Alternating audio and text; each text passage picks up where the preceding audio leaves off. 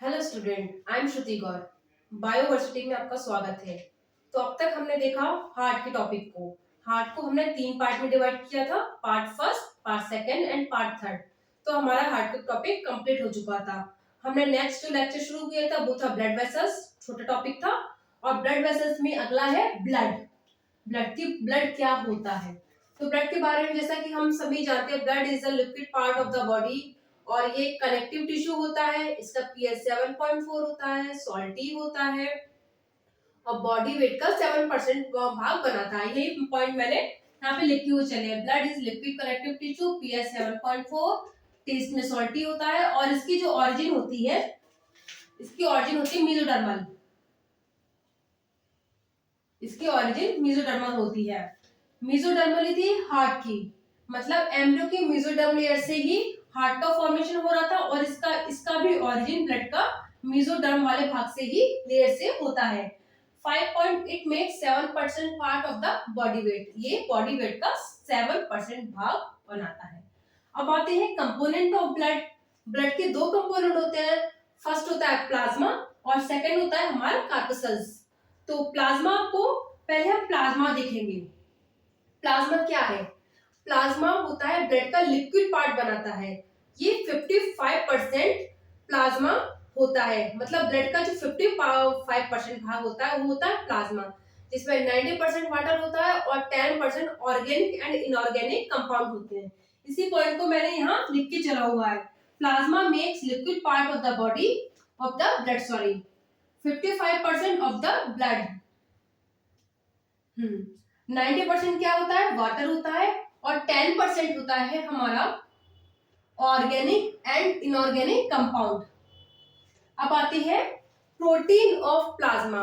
सबसे जो important point है वो यही है, protein of plasma.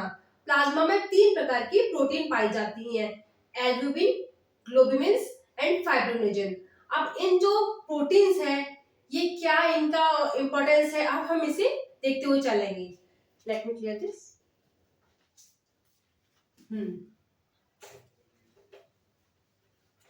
I hope यहाँ तक सबको क्लियर होगा ब्लड के बारे में और प्लाज्मा के बारे में। प्लाज्मा क्या होता है? ब्लड का 55% भाग बनाता है और इसमें जो प्रोटीन होती है वो तो एल्ब्यूमिन्स, ग्लोब्यूलिन्स एंड फाइब्रिनोजन। और प्लाज्मा में 55% सॉरी प्लाज्मा में 90% वाटर होता है और 10% ऑर्गेनिक एंड इनऑर्गेनिक कंपाउंड होते हैं।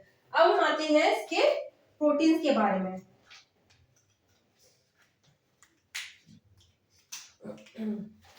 इसकी जो फर्स्ट प्रोटीन थी वो थी एल्ब्यूमिन्स।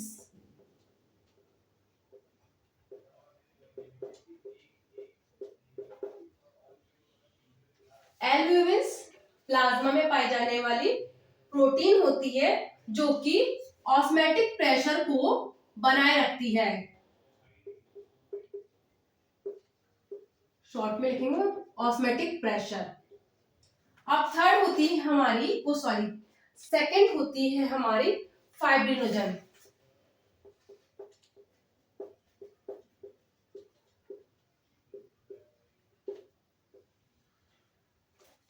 ये ब्लड क्लॉटिंग में हेल्प करती है। मतलब ब्लड क्लॉटिंग क्या होता है? जैसे अगर हमारा कहीं से लग जाती है तो वहां से ब्लड निकलता रहता है, लेकिन कुछ समय बाद हम देखते हैं कि ब्लड वहां पे जम जाता है, उसे ही हम बोलते हैं ब्लड क्लॉटिंग। अगर ये प्रोटीन नहीं होगी तो ब्लड क्लॉट नहीं कर पाता और ब्लड कंटिन्यूसली बहता रहता है, जो कि बॉडी के लिए काफी डेंजरस हो सकता है। Fibrinogen, it helps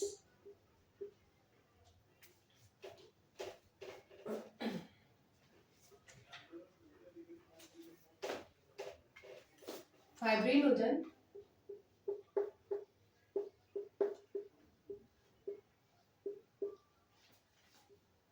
are needed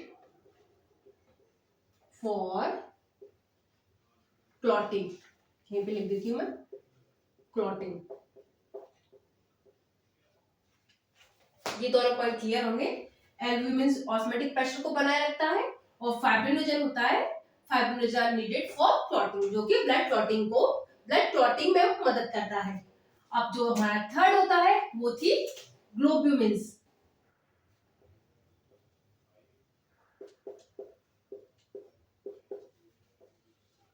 ग्लोब्यूलिन्स भी हमारी बॉडी की इंपॉर्टेंट प्रोटीन होती है जो कि इम्यूनिटी सिस्टम को बनाए रखती है।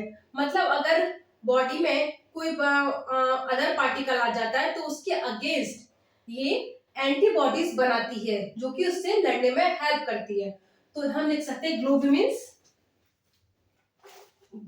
ग्लोब्यूमिन्स, ग्लोब्यूमिन्स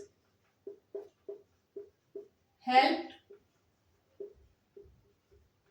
in defense mechanism।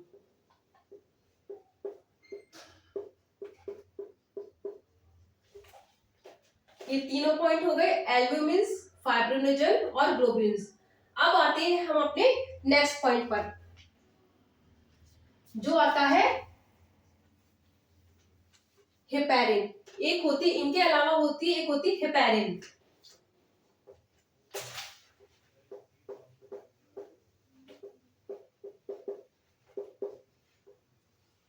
Heparin is anticoagulant material. मतलब अगर ये फाइब्रोनोजन प्रोटीन थी वो क्लॉटिंग में हेल्प करती है, तो हेपेरिन एंटीकोगुलेंट मटेरियल होता है। मतलब अगर नसों में ब्लड फ्लो करता है तो नसों में ये ब्लड को जमने नहीं देती है हेपेरिन।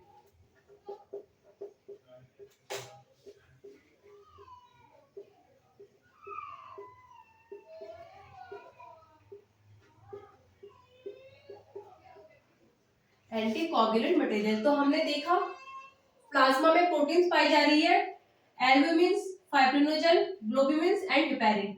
एल्ब्यूमिन्स ऑस्मोटिक प्रेशर को बनाए रखती है, fibrinogen are needed for clotting और globulins help in defence mechanism. मतलब डिफेंस मैकेनिज्म में यूज की जाती है। अगर बॉडी में कोई एंटीजन आता है तो उसके अगेंस्ट ये एंटीबॉडीज बनाती है। हेपेरिन एंटीकोगुलेंट मटेरियल होता है जो कि ब्लड को नसों में जमने नहीं देता है। अब आते हैं हम कार्पसेल्स के बारे में। इसको क्लीन कर देती हूँ, कार्पसेल्स में अगला बनाते हैं हम।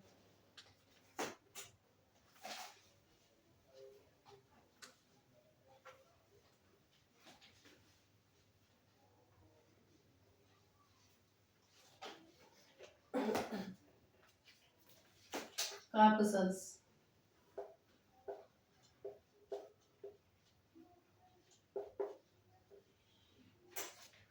प्लाज्मा क्या था, 55% भाग बना रहा था और लिक्विड पार्ट ये बनाता है 45% और semi solid part. It makes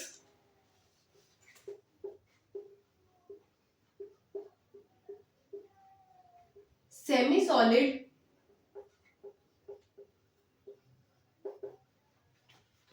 part of the blood जो कि होता है हमारा 45%। अब हम पाए जाते हैं कार्पसेल्स। 3 प्रकार के होते हैं। पहली होती है आरबीसी, सेकंड होती है हमारी डब्ल्यूबीसी और थर्ड होती है हमारी प्लेटलेट्स। तो सबसे पहले हम पढ़ेंगे आरबीसी के बारे में।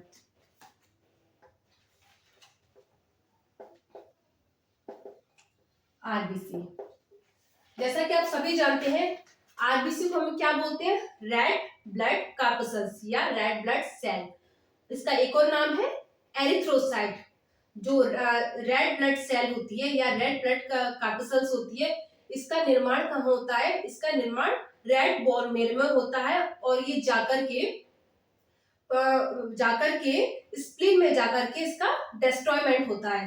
तो हम स्प्लीन को आरबीसी का ग्रेवयार्ड भी कहते हैं क्योंकि इसका डिस्ट्रॉयमेंट स्प्लीन में जाकर के होता है।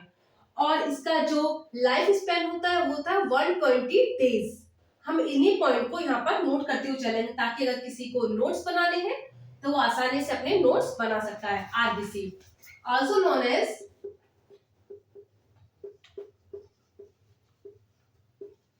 Erythrocyte cell. कभी कभी क्या होता है, आरबीसी ना दे दिया जाए, एरिथ्रोसाइट दे दिया जाए, तो आरबीसी का जो सेकंड नेम होता है वो होता है erythrocyte. Also known as erythrocyte.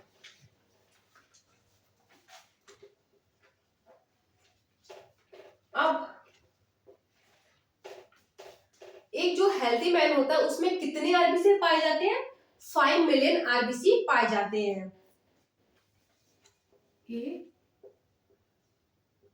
Healthy man, a healthy man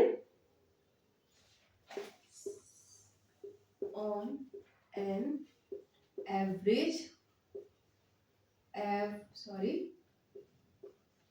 average 5 million, अगर कहीं स्पेलिंग मिस्टेक हो जाए तो प्लीज ज्यादा माइंड ना कीजिएगा, क्योंकि स्पेलिंग ज्यादा इंपॉर्टेंट नहीं है, जो मैं लिख रही हूँ वो ज्यादा इंपॉर्टेंट है। Has on average 5 million RBC. हमने क्या था नेक्स्ट पॉइंट हमारा? आरबीसी का फॉर्मेशन कहाँ होता है? बोन मेरो में। RBC are formed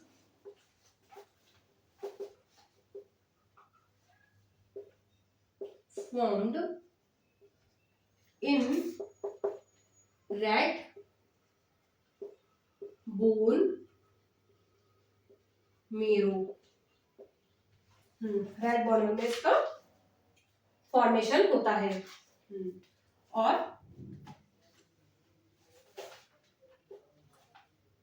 RBC destroy in spleen, sorry,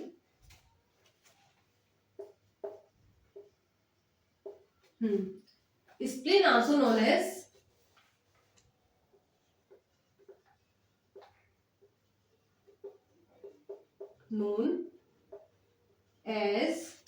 graveyard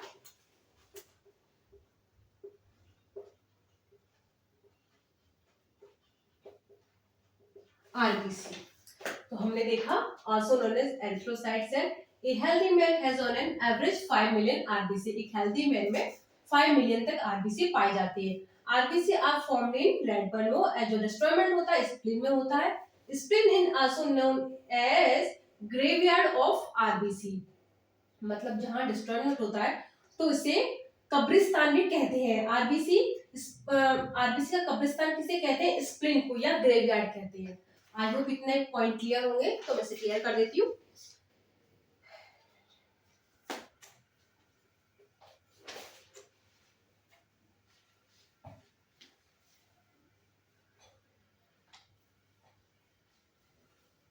एक पॉइंट और है कि आरबीसी में न्यूक्लियस नहीं पाया जाता। जो मैमल्स की आरबीसी है उसमें न्यूक्लियस नहीं पाए जाते, तो हम इसको भी नोट कर सकते हैं। न्यूक्लियस साइड 7 पॉइंट था I think. Nucleus not found in RBC. RBC में न्यूक्लियस नहीं पाए मैमल्स के केस में, क्योंकि हमें मैमल्स का ही पढ़ना है।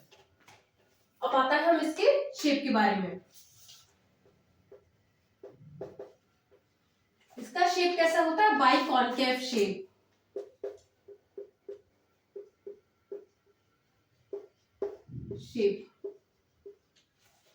बाइकॉनकेव कैसा होता है?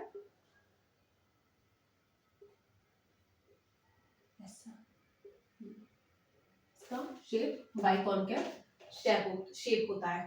अब आते हैं आरबीसी में एक बहुत ही इंपॉर्टेंट पिगमेंट पाया जाता है जिसे हम बोलते हैं हीमोग्लोबिन।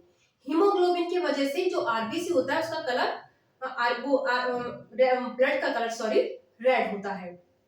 अब हम पढ़ते हैं हीमोग्लोबिन। हीमोग्लोबिन के बारे में जब हम देखते हुए चलेंगे,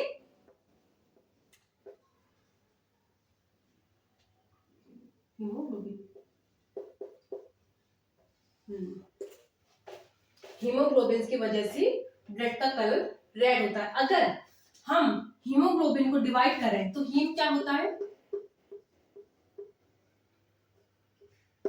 हीम क्या होता है? एक पिगमेंट होता है जो कि ब्लड में पाया जाता है, जिसकी वजह से ब्लड का कलर रेड होता है। और ग्लोबिन क्या होती है? प्रोटीन होती है, प्रोटीन होती है। अब ये जो हीम होता है, इससे क्या होता है? ऑक्सीजन के 4 मॉलिक्यूल्स अटैच रहते हैं। इससे हीमोग्लोबिन से ऑक्सीजन के 4 मॉलिक्यूल्स अटैच रहते हैं। अब क्या होता है? जैसे ही हीमोग्लोबिन ब्लड में पाया जाता है, ये जैसे सेल में पाया जाता है तो ये देखता है जहां ऑक्सीजन की कमी होती है सेल में, वो जाकर के अपने ऑक्सीजन को वहां छोड़ देता है हीमोग्लोबिन। तो हीमोग्लोबिन हीम से ऑक्सीजन के 4 अणु जुड़े होते हैं, जो कि सेल में जहां भी ऑक्सीजन की कमी होती है, ये ऑक्सीजन को जाकर के वहां छोड़ देता है हीमोग्लोबिन। इसलिए हीमोग्लोबिन आरबीसी का एक मेन कंपोनेंट होता है। इसकी वजह से आरबीसी का जो कलर होता है वो रेड होता है, और इससे ऑक्सीजन के 4 मॉलिक्यूल्स अटैच रहते हैं। हम देख लेते हैं कुछ पॉइंट, कुछ बचे तो नहीं है।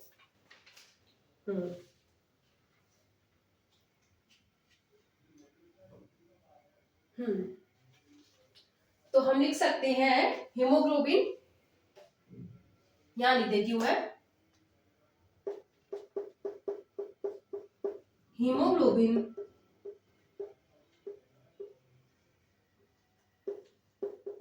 प्ले ए significant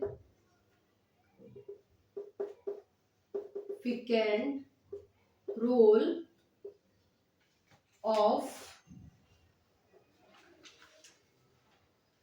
transport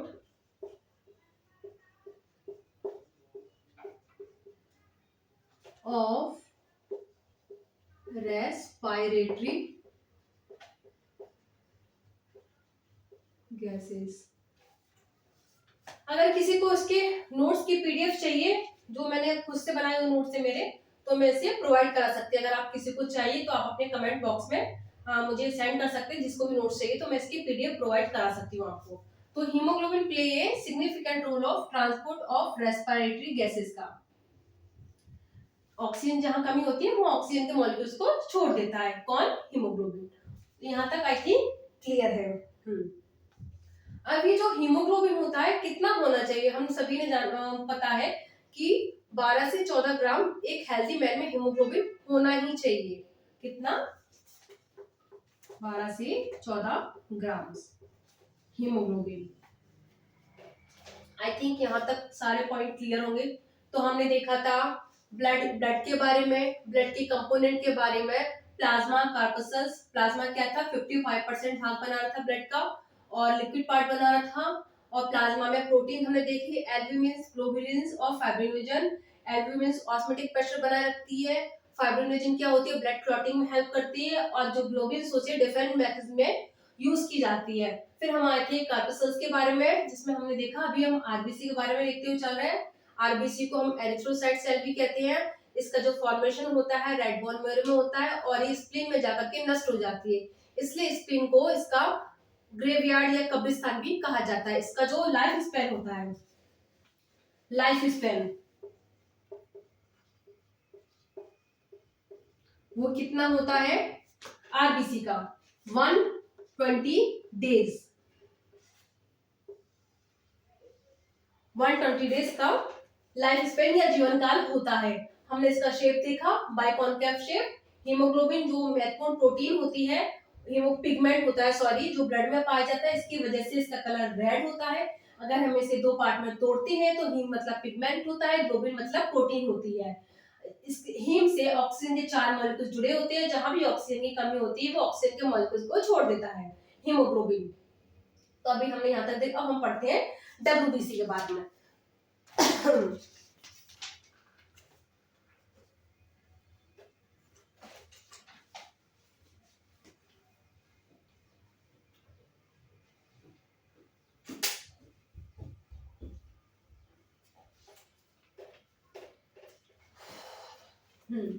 डब्ल्यूबीसी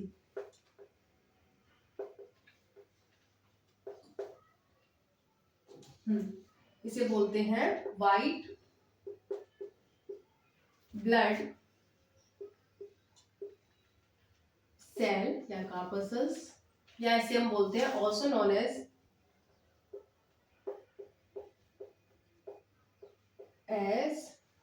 ल्यूकोसाइट, जिसे हम उसे आरबीसी को क्या बोल रहे थे, एरिथ्रोसाइट, हम इसे बोलेंगे ल्यूकोसाइट, ल्यूकोसाइट। ल्यूकोसाइट, इसका जो ब्लड में जो इसका अमाउंट होता है 5 से 9,000 होता है, और उसका था हमारा आरबीसी कितनी थी, 5 मिलियन थी ब्लड में, और ये है 5 से 9,000। ल्यूकोसाइट डब्ल्यूबीसी होती है, ये भी डिफेंस मैकेनिज्म में यूज की जाती है, जहां पे अगर इसको पता लगता है कि बॉडी में कहीं एंटीजन एंटर किया है तो उसके अगेंस्ट ये एंटीबॉडी प्रोड्यूस करती है, white blood cells also known as leucocyte. इसका जो हम रेशियो आरबीसी और डब्ल्यूबीसी का देखते हैं, आरबीसी और डब्ल्यूबीसी, तो आरबीसी होती है 500 और डब्ल्यूबीसी होती है 1, 500 आई थिंक 600, और इसका जो लाइफ स्पेन, उसका लाइफ स्पेन कितना था 120 डेज, और इसका है हमारा लाइफ स्पेन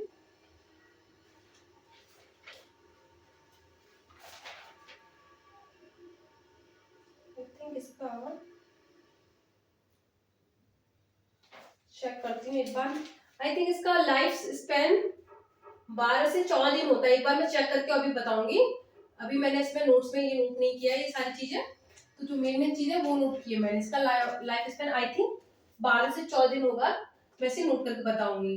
और ये डब्ल्यूबीसी होती है, इसका भी फॉर्मेशन कहाँ होता है, रेड बोन में होती है, और ये ब्लड में जाकर के नष्ट हो जाती है डब्ल्यूबीसी।